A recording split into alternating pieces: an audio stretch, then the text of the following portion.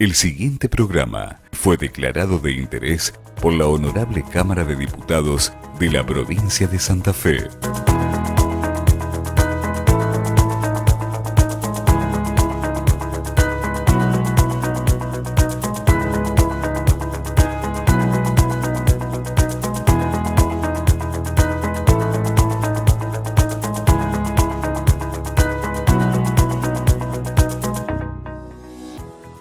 Se llega a la maternidad o a la no maternidad por distintos caminos, pero siempre es una elección.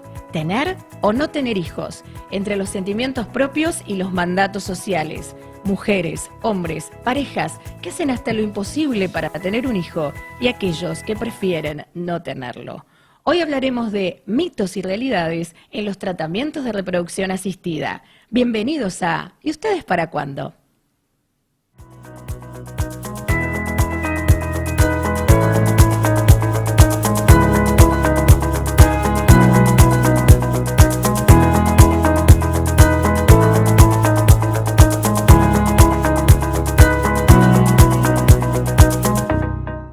Hola a todos, ¿cómo les va? Bienvenidos a un nuevo encuentro. Cada semana, cada capítulo, oportunidad de conocer y ahondar en estas temáticas que, como siempre decimos, no son tan visibles en los medios de comunicación. Hoy, como lo anunciamos en la presentación, vamos a estar tratando un tema que, claro, a veces genera mucha desinformación, hay mucho mito, mucha a veces desinformación, como digo, en las redes sociales, en lo que uno puede encontrar en la web, y por eso vamos a estar dilucidando aquellas cuestiones más profundas en lo que refiere a los tratamientos de reproducción asistida. Por eso contamos con un profesional de amplia trayectoria, al menos aquí en la ciudad de Rosario, dentro de la provincia de Santa Fe. Él está al frente de una de las instituciones referentes que tiene también este lugar, por todo lo que eso implica. Así que qué mejor que con él tratar todas estas cuestiones e incertidumbres que ahí aparecen en muchas personas. Bienvenido a él, que es especialista en fertilidad, médico ginecólogo, el doctor Matías Colabianchi. ¿Cómo estás, Matías? Hola, ¿qué tal? ¿Cómo estás? Bueno, gracias por estar con nosotros, un gusto. Y bueno, como yo digo, estás al frente de una institución en fertilidad referente en lo que es no solo la ciudad de Rosario, digamos la región, y yo diría nuestro país, la Argentina. Ustedes han sido precursores, ¿no?, en todo el ámbito de la fertilidad. Así que aprovechando que hoy en este capítulo vamos a estar terminando con mucho mito que ahí circula. Vamos a tratar de mostrar, ¿no?, lo que ahí sucede. Porque si bien hemos hablado en más de una ocasión en este programa de los tratamientos de reproducción asistida, nunca hemos ahondado profundamente en lo que esto significa. Y hay mucha gente que cuando escucha esto dice, bueno, debe ser ingerir un par de pastillitas al mes, ¿no? Y bueno, vamos a hablar específicamente de qué implica hacer un tratamiento de reproducción. Bueno, también confunden que es demasiado invasivo. O piensan que es muy simple o demasiado invasivo. Es un tratamiento, el tratamiento de fertilización asistida, que en realidad es uno solo, porque la gente confunde también la baja complejidad con tratamiento. Eso en realidad es una ayuda, como veníamos hablando fuera de cámara, un empujón a la naturaleza. El tratamiento en sí mismo es un tratamiento invasivo, no lo voy a negar, pero obviamente que se lo liga a la mujer. Y esto implica una serie de inyecciones intradérmicas durante unos cuantos días, y tal vez lo más invasivo sea el control que lleva para esta estimulación ovárica, que debe ser controlada para no sufrir el único problema que podemos encontrar, que es la hiperestimulación ovárica. Y este control es una ecografía y un análisis de sangre diario, periódico mejor dicho, más que diario, y sería la mayor invasividad, sumado al día de aspiración folicular, a la punción, donde se debe hacer bajo una sedación profunda, ¿no?, en quirófano.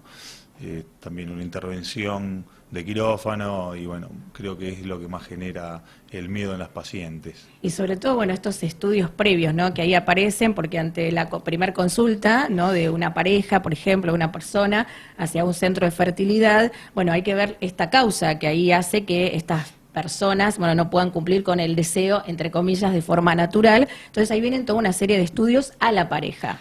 Si la pareja consulta por primera vez al especialista en fertilidad y viene sin ningún otro estudio, porque muchas veces son interconsultas o segundas opiniones, si viene por primera vez, y dependiendo también la edad de la mujer, hago hincapié en ello, porque es donde más importa, por el tema de la fertilidad y calidad y cantidad de óvulos, o sea, el gameto, la parte del bebé de la mujer.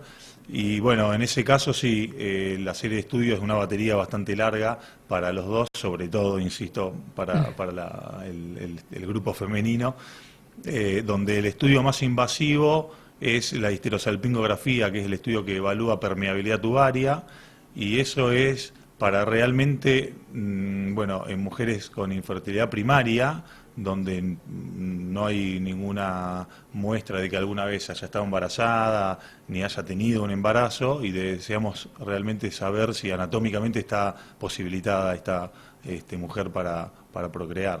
Ese es el estudio más invasivo. El resto son análisis de sangre, ecografías y, bueno, no más que eso.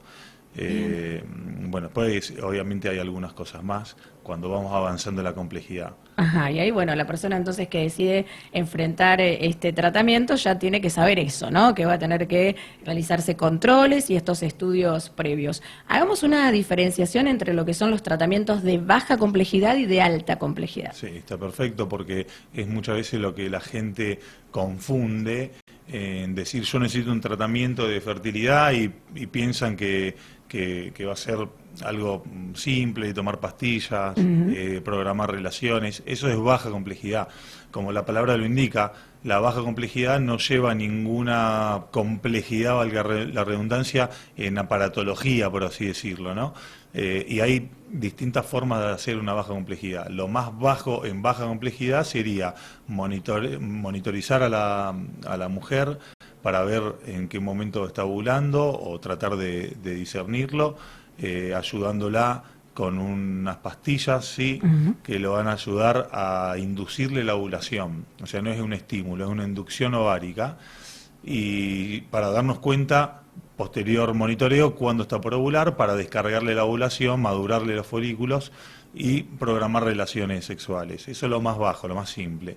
Lo más alto en complejidad, de baja complejidad, sería realizar lo mismo, pero una inseminación intrauterina se llama.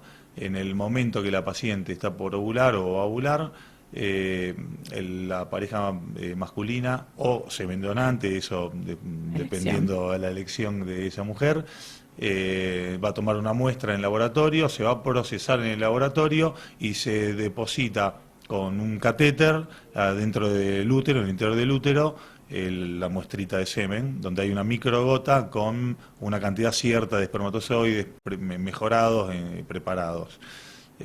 Por eso digo que no es un tratamiento esto. Claro. Incluso lo más complejo no es tratamiento, es ayudar las partes, a aproximarlas a lo que normalmente sería una relación sexual, donde el semen se deposita en la vagina, ese semen tiene que cruzar el moco cervical, el cuello del útero, llegar al útero, cruzar la trompa y encontrarse con el ovocito en el tercio superior de la trompa. Y ya cuando ingresamos, perdón Matías, a los de alta complejidad, ahí es donde, bueno, lo que vos antes hacías mención, ¿no? Estas inyecciones que va a ser para estimular a esta mujer y luego la extracción de sus óvulos. Sí, la diferencia básica está en que la baja complejidad es una inducción ovárica y la alta complejidad es una estimulación ovárica, claro, donde yo voy a tratar de madurarle todos los óvulos que esa mujer presente en ese ciclo, mediante inyecciones intradérmicas de hormonas, controles periódicos para que no se me hiperestimule o no se quede corta, digamos, en el estímulo, y posterior punción ovárica que se hace con una guía ecográfica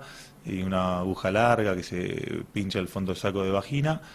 Ese día se toma la muestra masculina y se microinyectan, hay otra forma, la forma más moderna, una microinyección de cada espermatozoide a cada óvulo que obtengamos. La otra forma es la más antigua, que es el denominado FIV, o fertilización in vitro, en donde tomamos en una placa de Petri todos los óvulos, esto es trabajo de los biólogos, y largamos el semen en esa plaquita con todos los óvulos y largamos a la selección natural, que solitos se reconozcan y se fecunden los óvulos. Y acá, bueno, vamos con el primer mito, ¿no? Esto que hacías mención de la medicación.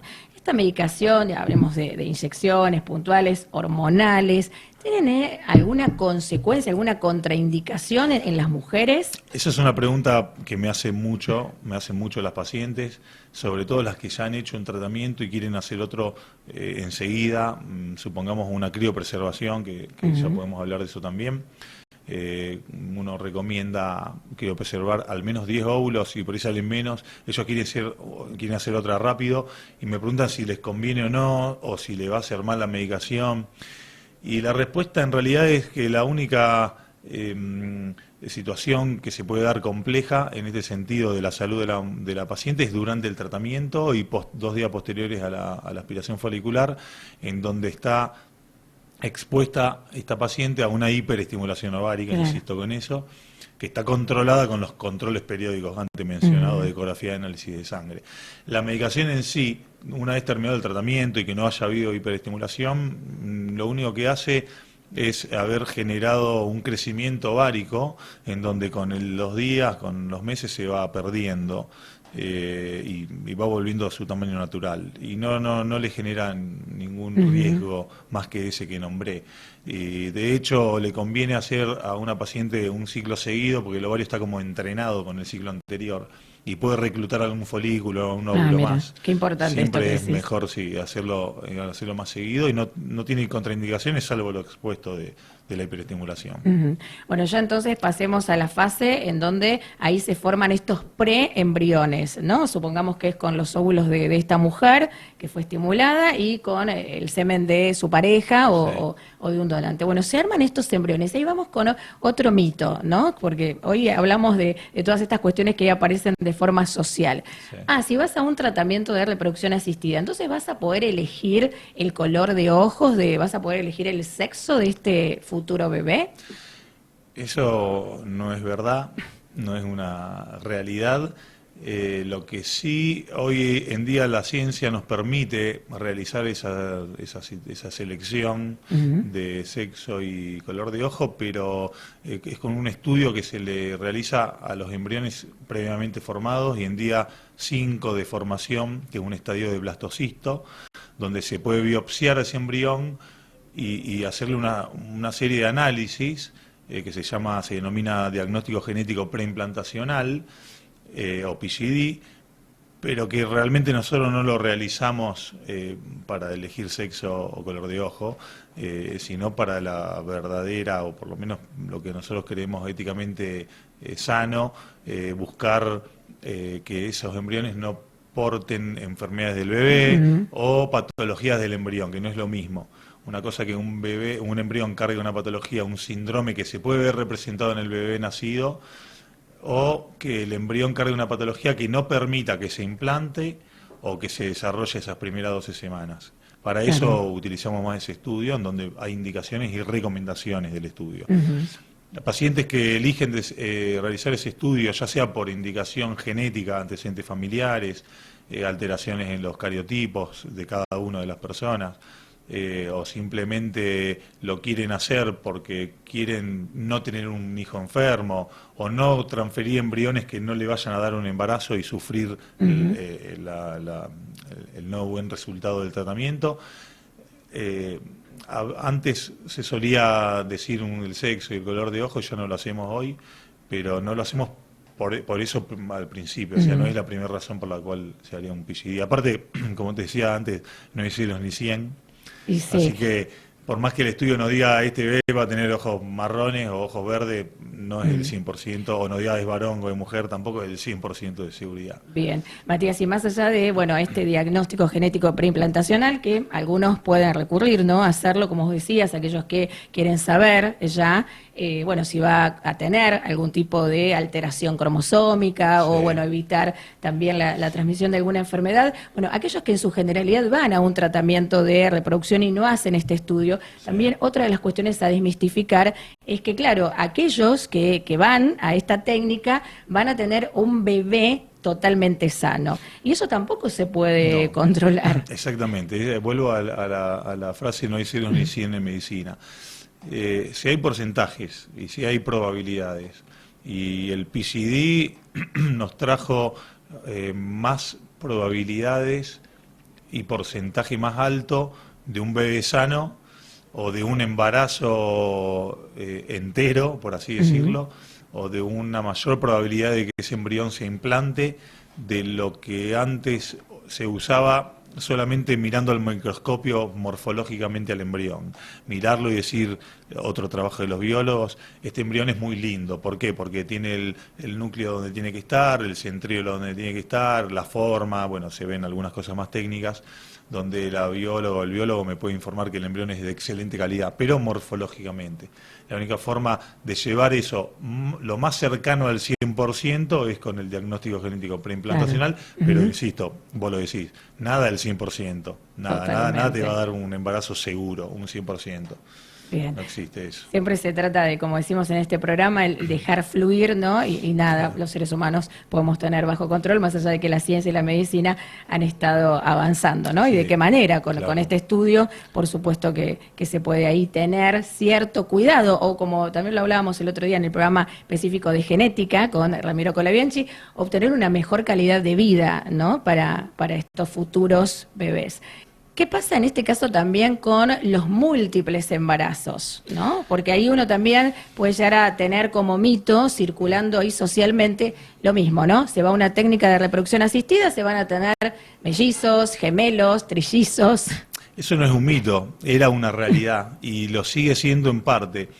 Vos cuando arrancamos la entrevista lo dijiste, mi centro de fertilidad, nuestro centro, bueno, lo formó mi papá hace 30 años y cuando él arrancó no era un mito porque se transfería técnicamente en todo el mundo de a muchos embriones juntos, se podía transferir hasta 5 o 6 embriones, que creo haber escuchado alguna vez de a 7, y hasta no hace muchos años tampoco se transferían 4 o 5, y de ahí que hay casos resonantes en la ciudad, en la provincia, de sextillizos, quintillizos, y esa era la razón.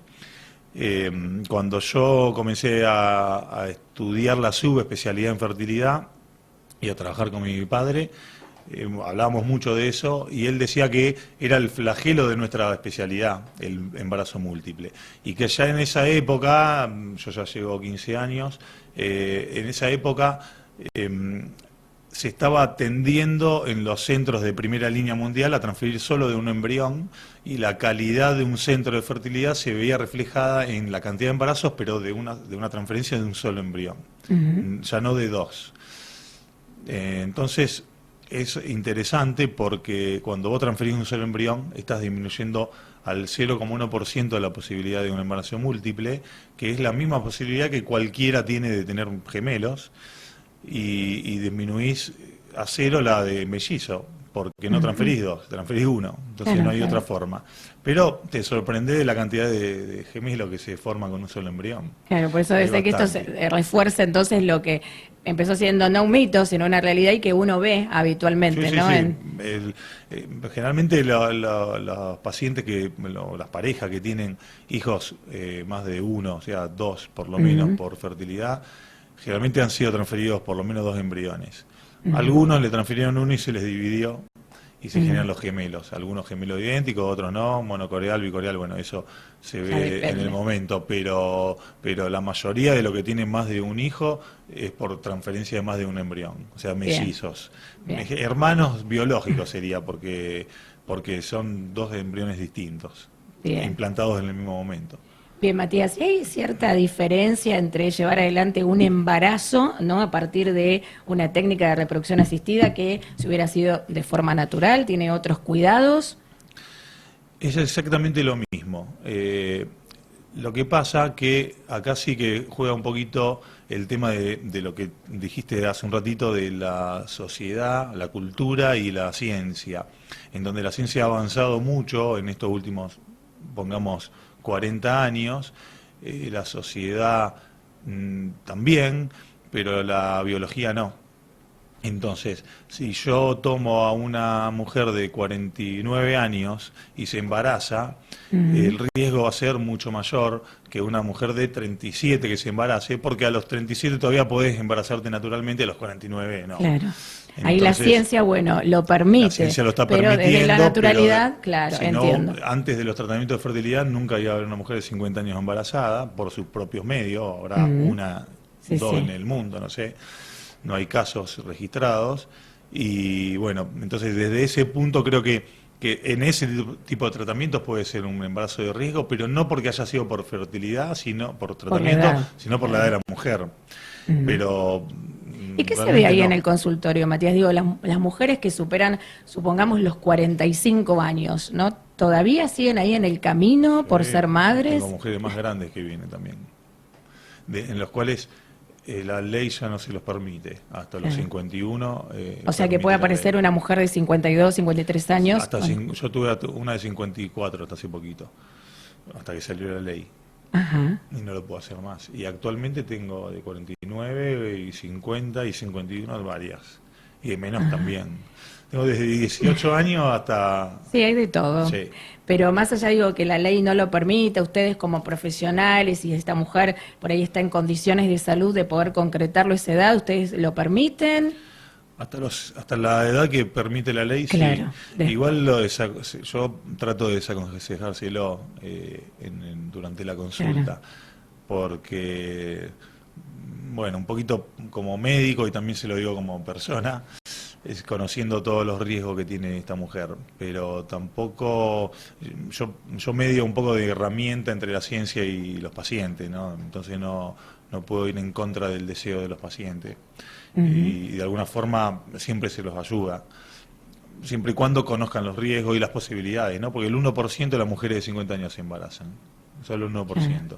Entonces siempre uno trata también de hacerle entender eso, porque vivimos en un país en donde la economía también hay que cuidarla, hay que cuidársela a los pacientes, y vos le explicás que es un tratamiento costoso, que las chances son muy bajas, además del riesgo de salud. Uno está del lado de los pacientes siempre.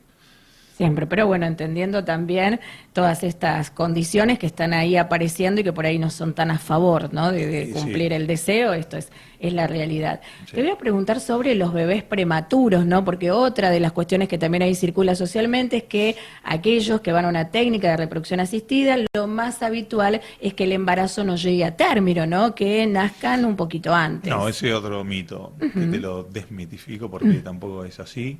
Y vuelvo a decir este tema de la edad de la mujer, en donde que si naturalmente no lo hubiera podido tener y la ciencia lo fuerza, porque de alguna forma lo estamos forzando, tal vez desde ahí sea que cuando sea un embarazo tenga algún problema, por así decirlo. Generalmente pasa eso en las mujeres de mayor edad, porque todas las patologías que en un embarazo normal se pueden aparecer, a mayor edad de la paciente, más frecuentemente pueden aparecer.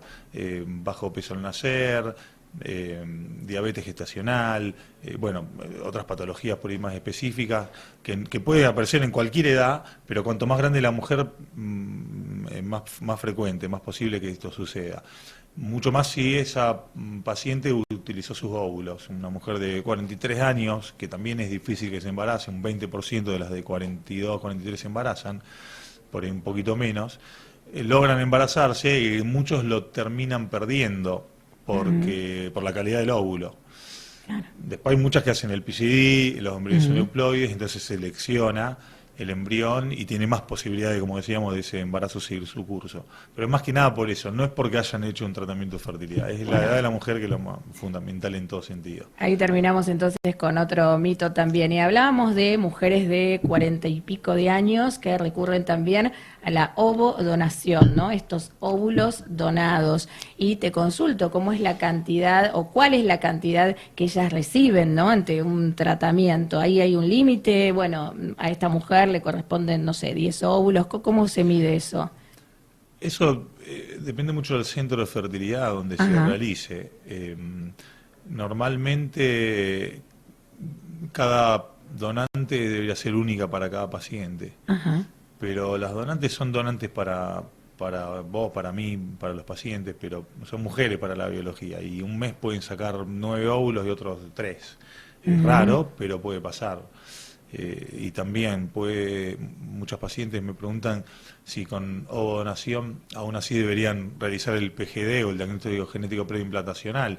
Y yo le digo, en probabilidades debería haber menos probabilidad de que haya problemas con esos embriones, porque donantes son jóvenes entre 20 y 30 años, pero también no dejan de ser mujeres que pueden tener alguna falla en ese momento, o una tanda de óvulos, claro, una tanda de óvulos de menor calidad, lo que es más probable que... Pero yo he visto patologías de embriones y de bebés nacidos en no donaciones, es rarísimo, pero a veces puede pasar, esto no es ciencia justamente.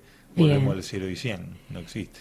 Antes, Matías, vos hacías mención a estos preembriones que ahí se forman en el laboratorio, ¿no? Y cuando hablabas también de la transferencia, decías, bueno, transferir solo un preembrión, en algunos casos hasta 2.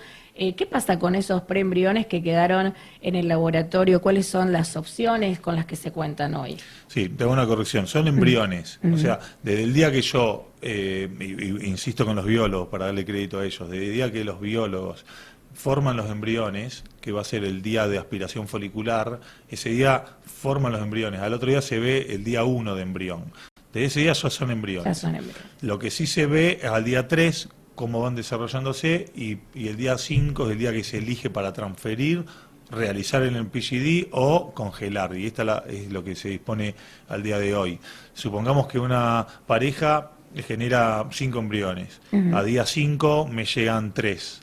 Ese día yo voy a elegir el más lindo morfológicamente para ser transferidos, si no decidieron realizar el estudio genético, y los dos que transfiero uno solito, y los dos que quedan se congelan. ¿Para qué? Yo siempre le digo a los pacientes, para dentro de un año buscar el hermanito, pensando en positivo, o si este tratamiento da negativo, no tener que realizar todo ese tratamiento invasivo de inyecciones, controles periódicos, otra vez la punción, simplemente preparar a la paciente, el endometrio de la paciente para descongelar y transferir. O sea que ahí, bueno, es la decisión, como siempre hablamos, de esta persona, de esta pareja, es qué hacer con esos embriones. Es de ellos la decisión. Es de ellos. ¿Y qué pasa, digo? Porque también, volviendo a lo mismo, ¿no? Nada es seguro cuando un tratamiento no es exitoso. ¿Cómo se sigue? Digo, ¿ustedes saben dónde después seguir el camino? O bueno, ¿es empezar de cero? Bueno, eso es una pregunta amplia, porque también depende de cada caso. Yo creo que hay que individualizar cada caso, no generalizar nunca, aunque hay ciertas generalidades, hay que ver bien eso, porque hay pacientes que con un tratamiento negativo ya se desmoralizan mucho, y conozco gente que ha hecho 15 tratamientos o más, y bueno, eso también depende de cada pareja también, la parte psicológica, la contención. Creo que eso el médico tiene que estar muy pendiente de eso. Dar contención y dar solución, obviamente. Creo que es la mayor labor de un médico, por lo menos en mi lugar, en mi caso. Uno siempre, si ve chances, va a tratar de alentarlos para que sigan. También creo que uno va de la mano del deseo de los pacientes también. Hay veces que justamente hay pacientes que dicen, no, me desmoralicé, o no, nos bajoneamos mucho, y bueno, vos tratás de apoyarlos, pero tampoco lo vas a obligar.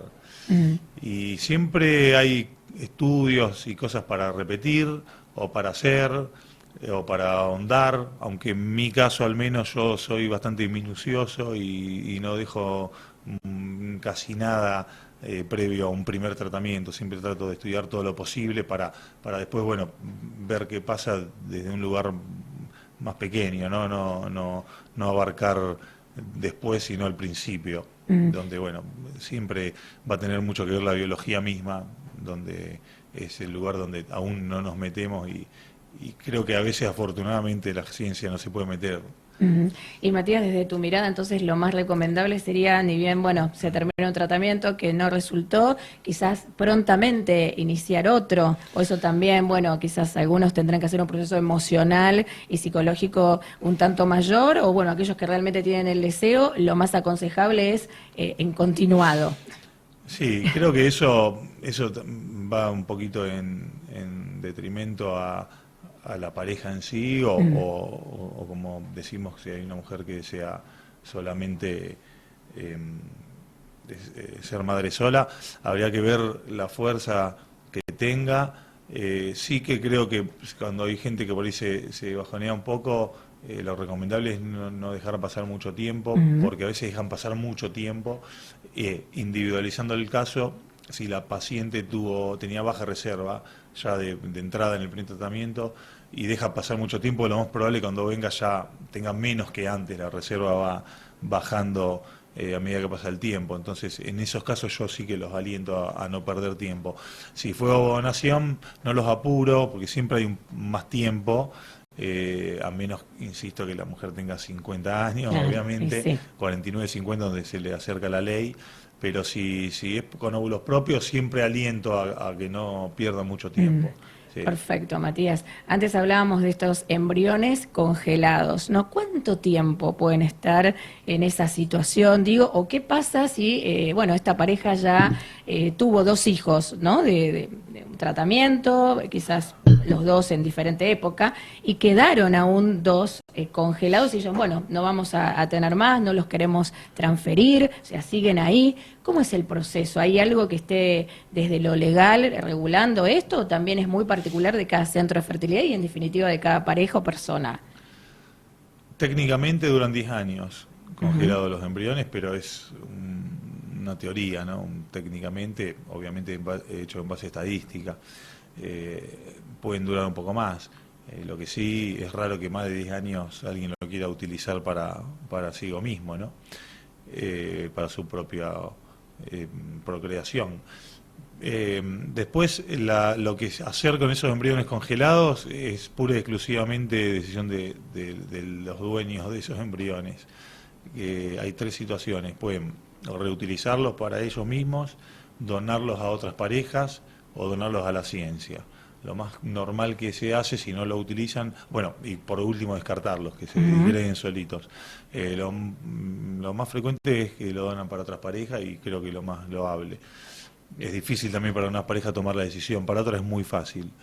Ellos firman un consentimiento informado en el momento de hacer el tratamiento, sabiendo que si hay embriones que sobran, se van a congelar y eso van a tener esas opciones para decidir hacerlo. Está regulado por la ley y por la Sociedad Argentina de Medicina de Reproducción. Bárbaro. Bueno, Matías, la verdad que un honor, un placer que hayas estado hoy en el programa. Sinceramente, has transmitido conceptos que nunca habíamos tratado en el programa, más allá de siempre ir ahondando, ¿no?, en lo que implica, bueno, este deseo para muchos de tener un hijo y, bueno, recurrir a una técnica de reproducción asistida. Hoy has estado transmitiendo muchas realidades que ahí también suceden, ¿no?, y no quedarnos con lo que a veces circula desde lo social y lo que uno puede llegar a encontrar en la web. Claro, bueno, muy bien. Bueno, muchas gracias. Ya te vamos a convocar por otro momento, bueno, ¿sí? Quieran. Gracias a ustedes, realmente. Estuvo con nosotros el doctor Matías Colabianchi, hoy sí, terminando con mucho mito y mostrando un poco la realidad de lo que significa recurrir a un tratamiento de reproducción asistida. Te agradecemos a vos por acompañarnos cada semana, cada capítulo. Acordate que podés ahí comentar, compartir, hacer llegar tus propuestas, ¿no?, para que tengamos en cuenta para los próximos encuentros. Te esperamos en el próximo. ¿Y ustedes? ¿Para cuándo?